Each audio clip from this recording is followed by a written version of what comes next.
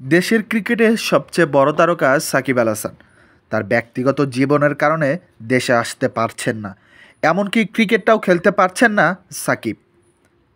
আগের খেলার ধরন ছিল সেই 2012-13 সালে সাকিব আল হাসান ওইরকম পারফরমেন্স অনুযায়ী আমরা আশাবাদী যে সাকিব আবারও আগের রূপে ফিরে আসবে।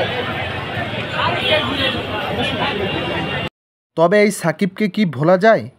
সাকিবের প্লেকার্ড নিয়ে মাঠে ঢুকতে না দিলেও তবুও বুকে সাহস নিয়ে সাকিব ভক্তরা সাকিব আল হাসানের প্লেকার্ড নিয়ে মাঠে প্রবেশ করে।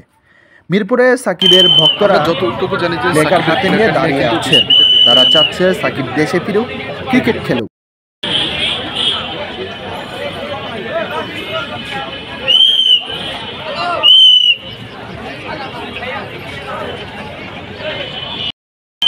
আমরা যতটুকু জানি যে সাকিবের প্লেকার্ড নিয়ে কিন্তু বিসিবিতে ঢুকতে দেন না।